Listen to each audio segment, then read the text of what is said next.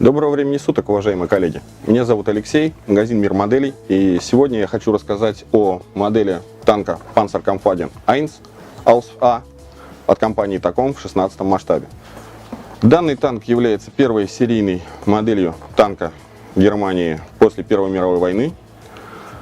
Название Panzerkampfwagen 1 было присвоено в 1936 году, то есть спустя 2 года после начала серийного производства. До этого, маскируясь, чтобы обойти ограничения Версальского договора, он назывался легкий сельскохозяйственный тягач. Вот. Данной модификации было выпущено 477 экземпляров.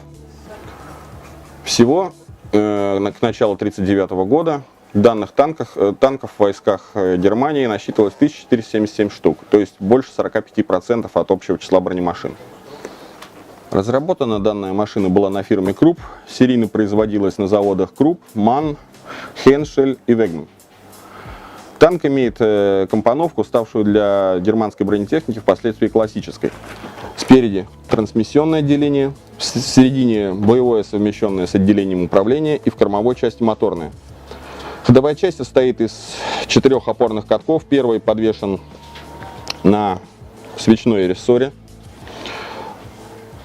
3 остальных и направляющее колесо сблокированы по 2 на четверть-эллиптических рессорах.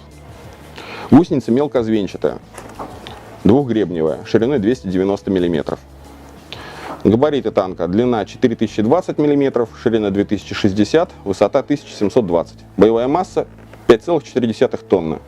Двигатель Krupp воздушного охлаждения 4-цилиндровый мощностью 54 лошадиных силы. Скорость по дороге 37 км в час, по пересеченной местности 10-15 км в час. Изначально машина не планировалась как основное ударное средство, использовалась в основном для обучения танкистов. Корпус сварной, с броневых плит толщиной 13 мм, крышей и днище 8 мм. Вооружен 2 пулеметами МГ-13, впоследствии замененными на МГ-34, калибром 7,92 мм, боекомплект 1555 патронов. Линейные танки оснащались только радиоприемниками, командирский танк оснащался еще и передатчиком.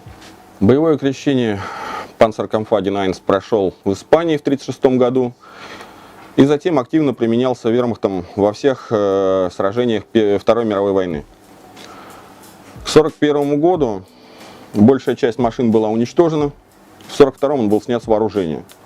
Ну а теперь можно перейти к рассмотрению содержимого коробки, представленного нам фирмой Takom. На обложке изображен танк африканского корпуса, раскраски африканского корпуса. Вот. С боков у нас указаны есть изображение летников. Вот. Ну и небольшая реклама. Начнем с инструкции. Инструкция выполнена в виде буклета довольно крупного масштаба. На первой странице даны изображения летников и расшифрованы основные условные обозначения. Минимальных знаний английского языка или Google в помощь достаточно для того, чтобы понять, что делать с какой деталью. Дальше вот подробная пошаговая инструкция в графическом отображении.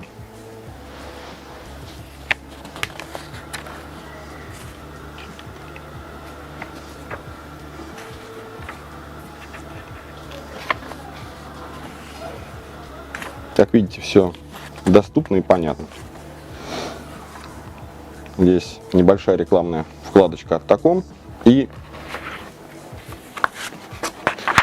4 варианта окраски готовой боевой машины.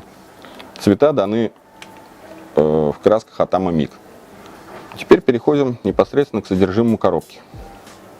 Ванна корпуса выполнена одной деталью, так же как и основная заготовка башни. 16 масштаб позволяет показать в очень подробной детализации отдельные элементы конструкции. То есть, например, на башне видны даже очень подробно выполненные головки винтов. Качество деталей отличное, без облоя, с подробной проработкой мелких элементов поверхности.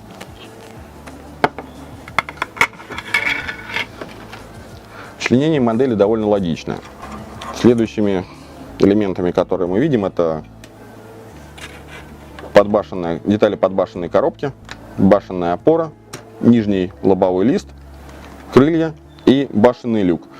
Кстати, обращаю внимание, на коробке производитель указал, что люки данной модели могут быть выполнены в открытом и закрытом состоянии. Соответственно, вот башенный люк.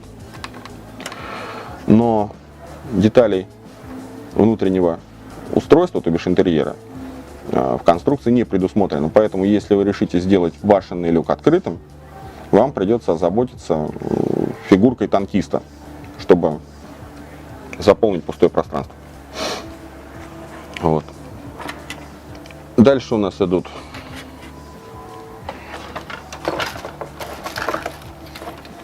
элементы корпуса и надгусеничные полки, также в очень высокой детализации. Крышка моторного отсека.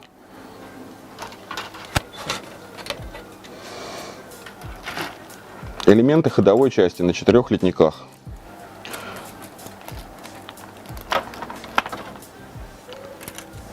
Причем на обрезиненных опорных катках, поддерживающих катках, можно даже рассмотреть клеймо производителя Continental. Хочется обратить внимание на то, что элементы ходовой части и подвески выполнены подвижными, что является несомненным плюсом при изготовлении диорамы. То есть, если вы устанавливаете машину на диораме, можно принять и более динамичный и живой вид. А дальше у нас идет литник, на котором представлен шансовый инструмент, стволы пулеметов, отлитые одной деталью, круглые, правильной формы, что не может не радовать. Вот. Крупный масштаб, опять же, позволяет подробно детализировать инструменты, то бишь домкрат, который выполнен с нескольких отдельных частей.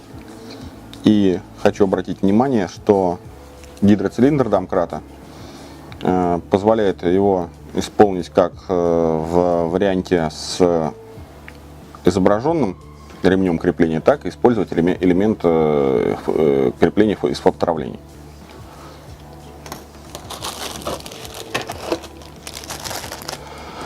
Гусеницы у нас выполнены из наборных траков, которые скрепляются между собой при помощи пальцев.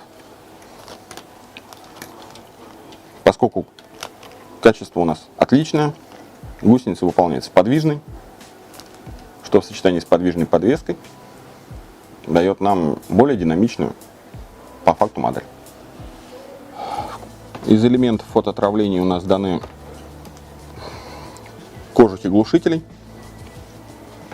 Также присутствуют прозрачные детали остекления фар, металлический трос буксировочный и комплект декалей на 4 различных варианта покраски, которые у нас указаны в инструкции. Что можно сказать в итоге? Фирма Tacom представила нам прекрасную в плане сборки и детализации модель 16 масштаба, которая будет отлично смотреться как отдельно на полке, так и в составе какой-нибудь диорамы. Меня зовут Алексей, с вами был магазин Мир моделей. До свидания.